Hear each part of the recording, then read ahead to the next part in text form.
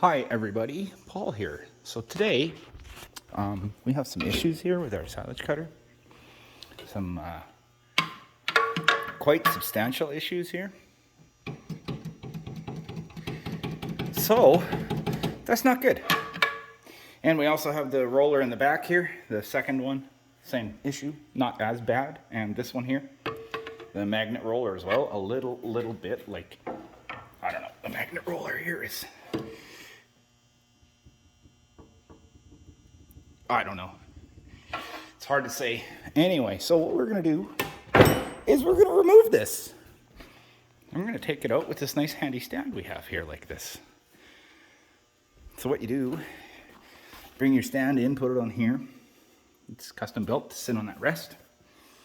A nice turnbuckle in here. Solid steel heavy bar through here and a turnbuckle. All right, okay. So what we're gonna do here is we're gonna take off, this drive shaft here. So we'll grab our drive shaft off. Oh, remind me to lube that up so it slides better. Okay. And then basically on the driver's side here, that's it. We do have a hydraulic line here. Oh, no, wait, we're not taking the cutter head. Never mind. Scratch that line. No, not that one. That's right, yes. And as you can see before, we had pulled this off. And my labeling is still here. So we have one hose here connected together, labeled. The hose behind is labeled with a zip tie and a zip tie as well. And lastly, on the back of this cylinder here, we have a connection. It's actually a 90, and that is a T, and it's a single line, but there's two lines coming into it, into the same spot here. You can see these two, both these two lines go back there. And they're teed into the bottom of that cylinder. So we have three lines to remove. This bottom one here, this one. We don't have to take this one because it just goes over to this cylinder here, up to here. So that and this can stay. Yep. And then, so these two and that one there. So that one, this one, and this one. So we're gonna take all of them off. And I'll grab some plugs and stuff and plug it up because it will constantly leak oil on you.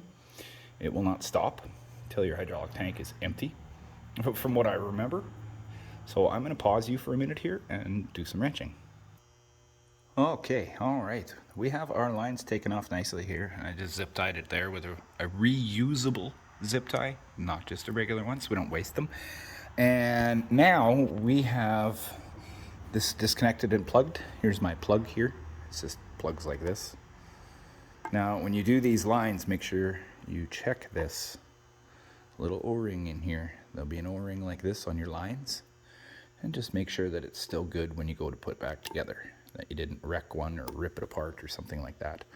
But anyways, so now we need to disconnect our electric and grease lines here. So we have a grease block here, an automatic greaser block, and our metal detector wiring harness and so on, and our rock detector wiring harness here, and whatever this other one is.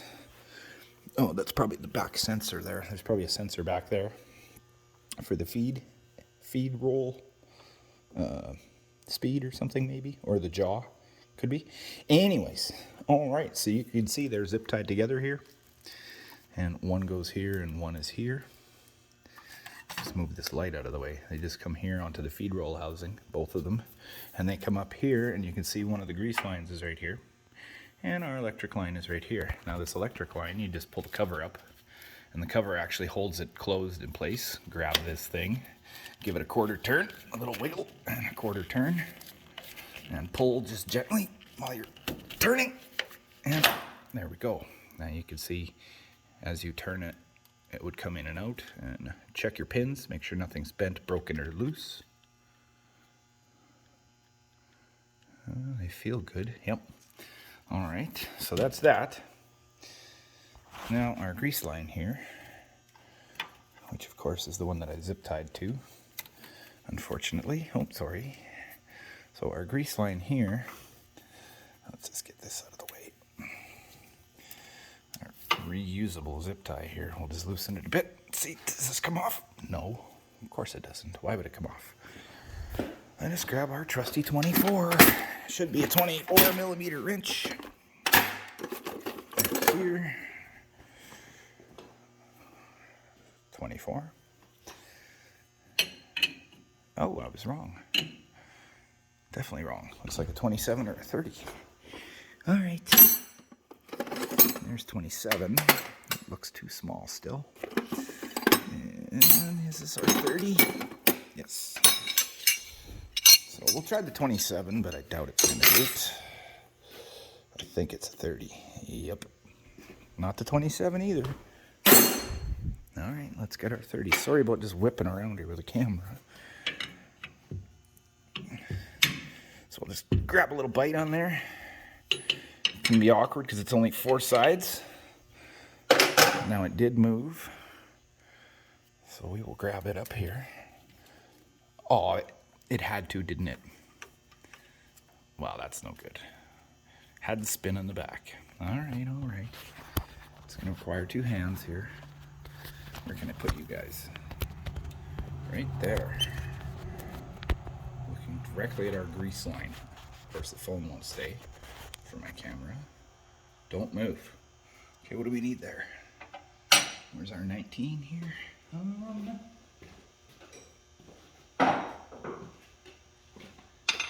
Is that the right size?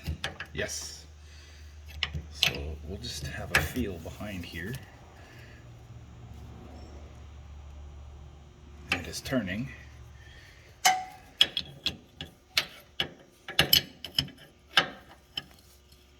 And it is definitely smaller than a 19.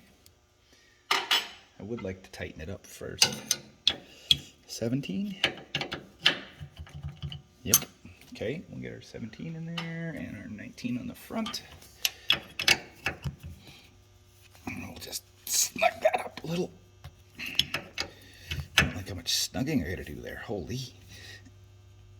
Okay, that's gotta be enough. You don't want to kill it, but you also don't want it to be loose. Okay, so that is not what moved last time. Let's look at our big wrench on here. There we go. What? Oh my God. I did it again. All right. Let's use some backup here. That's better. There we go. Now we have to figure out how to get this a bit looser here. There. Well, once I have this thing apart and this feedroll housing off, I'll have a look and see why it's loose back there. Because I tightened it up pretty good and it came loose right away. So we'll take this off here. Now there is an O-ring in there. There's a well, not quick connect, but this is it's basically a Pioneer style of end that has a threaded connection to make it constantly fit real nice. So we'll take our little cover off here, make sure it's clean, put our little cover on. Now I see our zip tie is not going to do any good there. But yes, as you can see here, this is our grease line, and it just has like a little Pioneer kind of style fitting in there that just pushes in as you thread it on. So we'll take our little cover here. Ooh, a little dirty there. Make sure your stuff is clean. Put our little cover on here. And we're going to lay this on top. Nicely there. Alright, what else we got to unhook here? So we don't need to unhook any of this stuff. This is our shear bar wiring, so we know that's going to stay with the cutter head. This is for the auto greaser. This is auto grease. This is the front end here, or the cutter head auto greaser, sorry. So that we don't have to touch. We'll tighten our handy dandy zip tie here a little bit. Oh, I should pull this through here. So it's on the other side. Oh, come on. There we go. And tighten that up. And this is out of the way a little bit, kind of. Okay, next we need to remove that belt, do we? Yes, we do. We have to remove this belt down here and belt guard. So what we have is one bolt right here. Right there, you can kind of just see it. I think it's just one, yep. And then up here, right here, where is it now? Right here. Of course you can't see. Let me look, I can't tell either. I'll put our light in here. Now you can see there, 2 bolts there and an adjustment as well. And that will remove this belt retainer here because it's got a retainer all that goes all the way around, keeps belt on. And also we need to remove this. This is our height sensor for our feeder housing, which we will just do right now because it's so easy. Oh, don't drop the washer. Both washers. There's a washer here on the back side and a washer on the front side of that. And our little cotter pin here. Like that, and I'll just bend it open just a little bit. There we go. And then we're gonna just let it hang. And note to self which direction it hangs. Hang straight down. So just in case you put it together backwards. Okay, now what? This is all nicely unhooked here. And we will need, I'm gonna pause you, take this belt off. It's, I believe, 16 millimeter. All right, we have taken off our belt guard here. You can see that's where it mounts there. And you can see a nice little bolt there. I always put my hardware back where it came from. Here's our belt right here. Check your belt. Make sure it's not cracked anywhere. Just do a good inspection here. Make sure it looks good. Looks fairly in decent shape. The belt itself even. You want to check this part of the belt here. Yes, there's oil on it from those hooking those lines, so we'll make sure and clean that off later. And just make sure you don't see any splits, especially where the belt is joined or something. If it's joined, you know, they mold them or however they make them. Just make sure it's good. Make sure it's not glazed. You can see on here, let's get you some light here. You can see on the belt here, of course it won't stay. It does look like, oh, that's just dirt, okay. Doesn't look like it's been burnt anywhere. You want to check the side here, along like this, and just look for burnt spots. I don't see anything, so that's good. We'll check the opposite side, but it should be just the same. And you can see that our belt here still has the crosshatch in it, so it's not really that old. It's still in good shape. Yes, all right. Okay, that's good on there. Check your belt guards. Just look at them a quick minute and just make sure it's not like cracked along there or something dumb or over there, or that piece could be busted off, you know. You never know. Okay, carry on here, grab our trouble light. I think we're done on this side. Shouldn't be anything else to remove here. Our lines are nicely tucked kind of out of the way. All right, so that's done. That is all done. We don't need to touch that. We don't need to touch that. That's already off. Well, looks like we're looking really good. Oh, I see a holder that's not even supposed to be in there. What? That's, ugh, look at that holder there. Tell me that's holding down a line like it's supposed to? No. We'll fix that later. Okay. And I do put plugs on everything, like plugs there and plugs there and plugs there, and I tighten them just a little bit. Don't kill them, just tighten them a bit. Call it good. Then nothing will leak. All right, now over to the driver's side. There's nothing we need to do here either. So now we actually need to go, we'll just make sure here. We'll go underneath the machine now.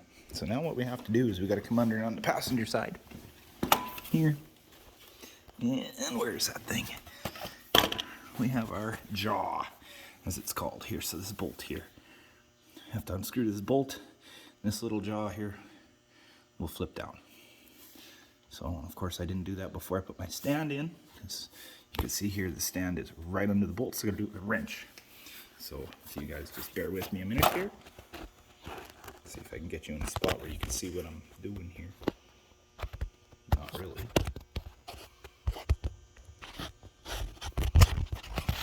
Of course not. Why would I get you guys in a spot where you can see what I'm doing? I should actually be filming like this. Sideways.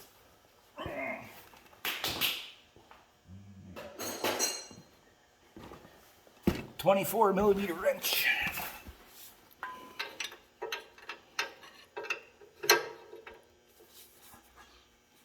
Ooh, somebody tightened that pretty good.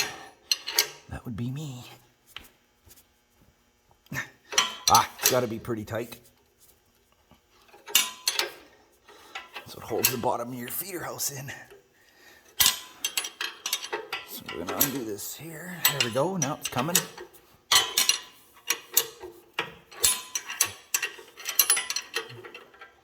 Oh, I know why it's so tight. It's because we have the weight set down on the front here.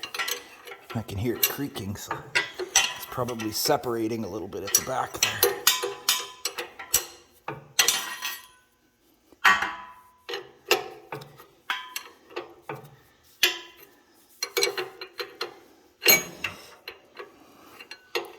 Of course, why would they make it so that you could do that? I'm going to flip my wrench over. There, it's coming.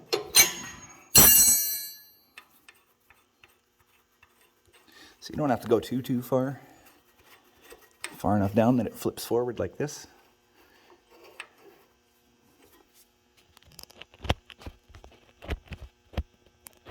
Can't put the phone like that. Like that, there. So you can see here, it turns. Then we just grab our jaw and pull it down. It may require some assistance. So, all right. Hang on a minute here. All right, we have opened our jaw here. See, it's now open. Now the next step is this pin here. We can just unsnap the snapper here, the finger snapper, and it'll just hang there, of course. Take our pin out. What I generally do, I was thinking about putting it back on here, but I don't want to rip that rubber either. Oh, I guess it is ripped. Shoot. Okay, well, good thing we did that. So we're gonna take our pin and we'll just put it up here, actually. Up top there. All right, now what we need to do, this is undone. So that's the top swing, like hinge for when you swing it open laterally. I think that's the right word. And now we gotta remove this. These 4 bolts. There's one hiding back here. And then this bolt on this pin here, and pull this pin out. But we need to remove these 4 bolts so that we can flip this thing up and over so that this here can slide out. As you can see, the bolt is way below it. So we have to remove all 3. I would just remove these 3 and leave the 4th one loose and then just flip it over. And that's what I do. So hold on a minute here and I will do that. Okay, we have taken this apart, so we're going to pull this bolt out of here. And the reason it's still together is I want to show you guys. We have the bolt, a washer, and a spacer on the back side here. So I'll take this out. Now you can see spacer, bolt, and washer. And then we need to pull this back a little, which already it did happen. We need to pull this back a bit, and then this will flip over because that pin actually sits inside here. So we flip that back. Remember that we also have a shim here. Just hang on here. There's also a shim here in behind it that you want to flip it over to. And once I get this completely apart, what I'll do is I'll take this bolt here. This is our little pin dealie here. Just hang on, sorry. I'm gonna take this pin here. We're gonna put our bolt back in it.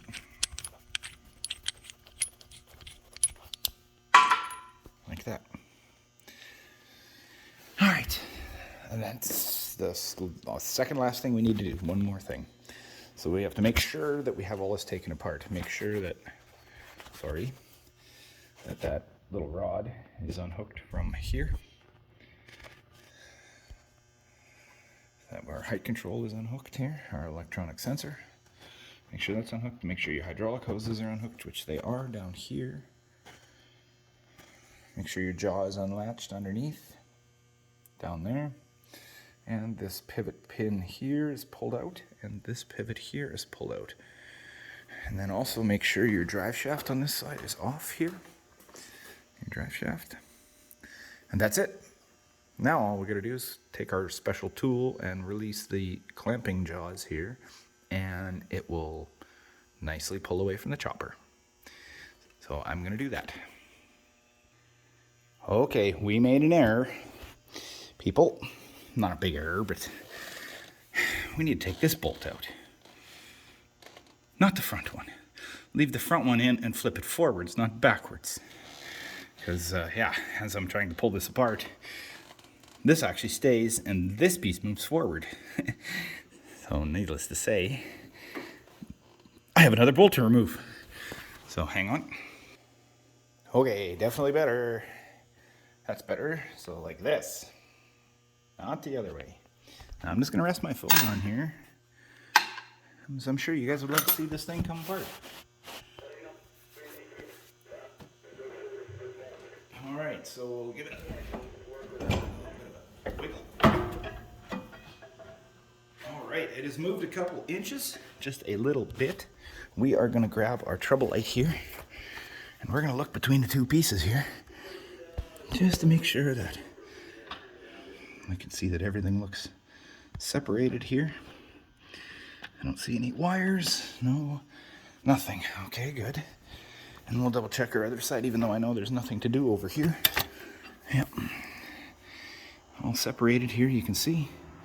A good indicator for when you're undoing this little turn thing here on that yellow handled things in the middle there is these right here where my light's pointing.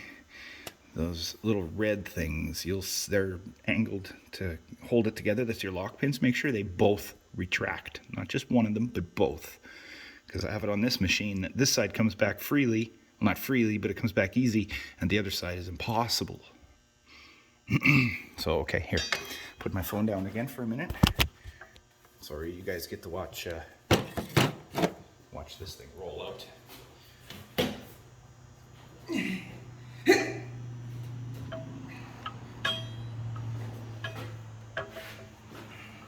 Looking.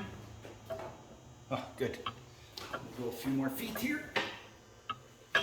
If this thing will roll for me. Oh. And there we have it. We are done. Look at this. Feedroll housing on a stand. All finished. All right. And since we're doing the inspection and not fixing yet, you want to check everything. Check your knife life here. You can catch it on the back with your fingernail. You can feel the hard surface. And you can see, I don't know if we can see it, can we? Just hang on here. Lots of knife life left on this machine, which is good. Now you can see underneath. Here, hang on, let me clean this knife. Be careful. Absolutely everything in this machine is super sharp. So you can see on the bottom of the knife there, you have your knife life. You can see the different color. I'm holding my light, so I can't really point it out. But, right up to here, you can see the edge of it there, and you can catch it with your fingernail, and that's, you know, where that's the end of your life of your knives. Check your shear bar. Now I should be cleaning this thing a little better, but it'll be all right. I just went through this machine last year, got all new knives and everything, and we did corn with it. But a couple important things to check is your edges of this shear bar here. This whole edge here, make sure it's square and true. This one's a bit rounded. You'll have extra wear right here in the very center where each knife overlaps the same spot. You'll get a little divot start. Just be wary of that. Just like this, you can see it here. How it's divoted out on the front here.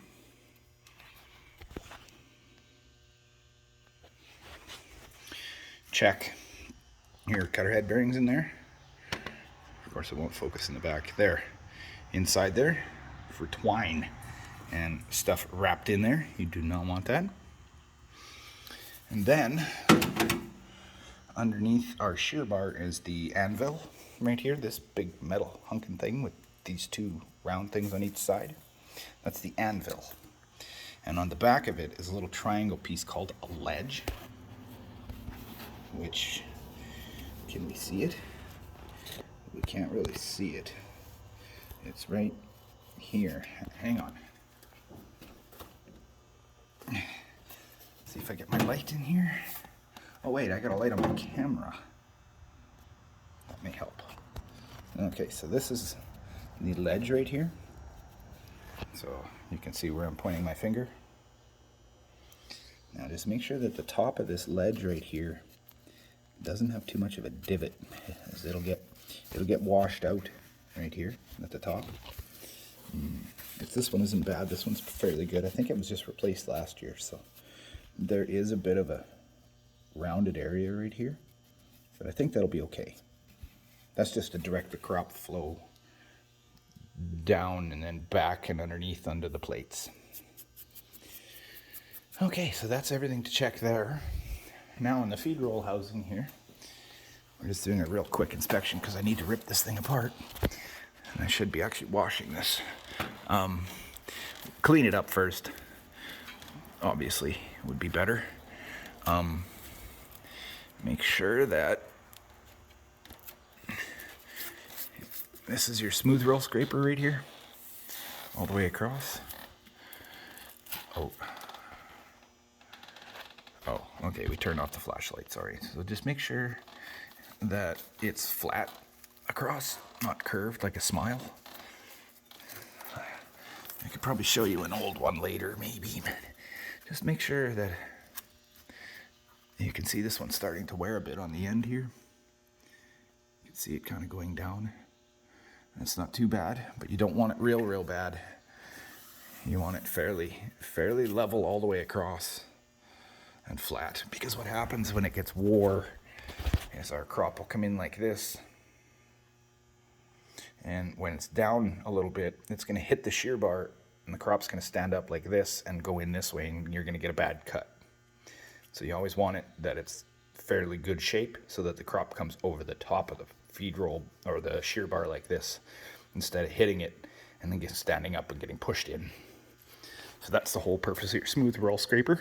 Well, not the whole purpose. I mean, it's called a smooth roll scraper because you have a smooth roller right here inside there, and it cleans it. Check the bearings in this feed roll here. Just check everything basically. There's not a lot to check on here, but I had to replace these bushings here last year for the pivot for this.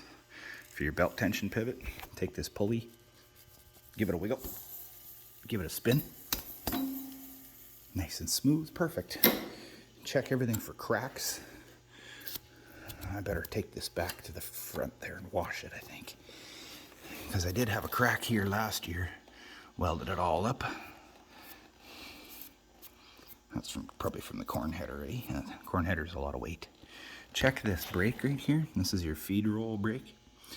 And make sure it's adjusted properly, that when you hit stop, that this is your tensioner here, of course. And I can't move it because it's pretty tight, but it'll tension the belt down, which separates our brake here. And then when you hit stop, it actually goes back up, and it actually pushes on here and stops our pulley here, which stops the header quickly. Here's where our wiring harness went. It's a sensor for this pulley here. All right, well, I'm gonna keep on taking shit apart here. Now, oh man, what Oh, it is there. Okay, good. There's a scraper right here. It's in a terrible spot to look for. It's the smooth roll scraper, or smooth roller, sorry. The back rear. You can see that little bolt right there. That is a scraper that is bolted onto the shaft and goes in circles. Make sure it's there. If it's not there, what happens is crop will build up in here, anywhere around in here, and it'll actually rub on that flange there hard enough that it'll burn the seals in there, like literally start shit on fire. So this is a very important area to keep clean on your machine. It doesn't take very long to clean it, but or do it once a day, twice a day if you have bad problems. Make sure that scraper's in there and you're good. All right, we'll talk about the rest of this later, because now I'm going to start inspecting the rest of the machine here. So one thing I do is I take a bar, come under the cutter head pulley here, and on top of the axle back there. And yes, I don't have my light, but then I just use a long pry bar and just lift and look for play. And this side here, do the same thing on this pulley. Just put a block of wood or something in there. On that side there, I usually am okay with the belt. Should be all right. If you don't trust it, put a block of wood on between your pry bars so you don't scratch your pulley. Same on this side. Check everything. Grease lines here, grease line here. Check these wiring harness, just make sure it's not loose. These holders are loose. Make sure that your knock sensor here on the back has two separate nuts. It's got a nut and then a second wire here. Just looks like a ground wire and another nut. Make sure that's all tight. Make sure these are tight. Everything, check it all. These here, check these bolts, the end of the pulley here, and on the drive side, I'm seeing them come loose. Of course, you can't see that bolt, but it's in there.